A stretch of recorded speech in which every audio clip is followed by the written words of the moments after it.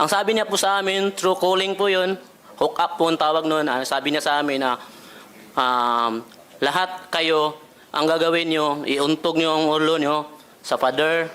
Hindi kayo titigil hanggat hindi kayo hihinto. Hindi nagdurugo.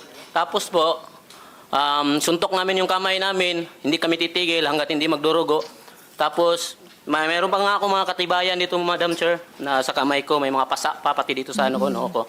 Then that time, meron ding nagdala sila ng yung mga dinikdik na sili. Tapos, pinapalagay sa amin, sa aming mata, bibig, at buong ari namin.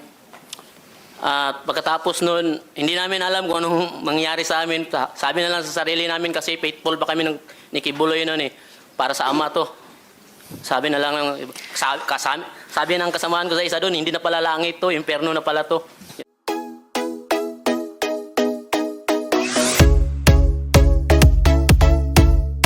Salamat kayo. Sir Joar, so para lang maalala namin ulit, maaari mo bang ikwento ng maiksi kung paano ka naman naabuso? Opo, Madam Chair. Good afternoon sa lahat. By the way, ako pala si Joar Limba and Iki alias Jerome. Ako po isang full-time worker sa under po ng logistic department na wala ibang ginagawa, magtinda, mag-solicit sa lahat ng Metro Manila at buong NCR.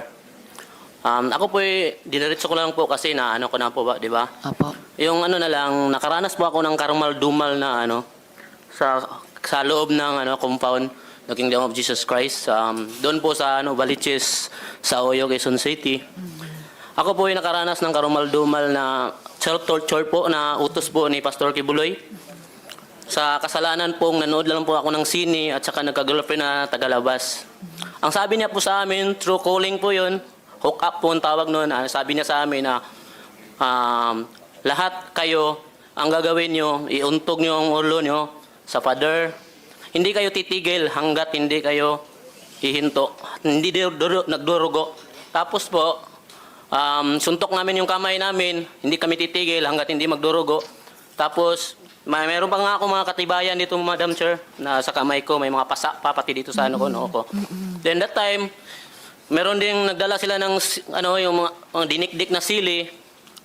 Tapos, pinapalagay sa amin, sa aming mata, bibig, at buong ari namin. At pagkatapos nun, hindi namin alam kung anong mangyari sa amin. Sabi na lang sa sarili namin kasi faithful pa kami ni Kibuloy nun eh. Para sa ama to. Sabi na lang, sabi ng kasamaan ko sa isa doon, hindi na pala langit to, impyerno na pala to. Yun ang sabi ng kasamaan ko noon that time. That time, hindi pa nakontinto. Pagkatapos, after 2 weeks ata, dinala pa kami sa doon sa Guadalupe. Pinatrabaho kami ng walang permit. Yung building niya, yung ginagawa niya ngayong is MNI. Kami pinakauna nagtrabaho doon. Tapos binigyan lang kami ng 2 damit. Yun lang, palitan lang. Trabaho kami noon, 2 buwan yata kami nagtrabaho doon. Doon, pagtatrabaho namin, para sa ama din. Yung ginagawa namin kasi para sa ama, nagdadalangin din kami. But that time, was time na sa katagalan namin magtrabaho doon, naisipan namin parang hindi na yata tama to Di ba? Pagtatrabuhain ka na walang permit, tapos bawal kami magtrabaho ng umaga kasi bawal nga, kasi walang permit. Gabi kami, madaling araw, hanggang umaga, alas 6 kami magtrabaho. Lahat ng mga kwarto doon sa building na yun, binabar down namin, ginagamitan namin ng hammer. Yun lang ginagawa namin. Ilang taon yun, ay ilang buwan. Kaya pagkatapos noon, naisipan namin siguro na nag-isipan namin na tumakas na lang. Wala kaming pira noon that time, di ba? Wala kaming damit. Tudes lang, di ba? Ang ginawa namin, meron kami nakukuha ng mga doon, mga bakal, Madam Chair.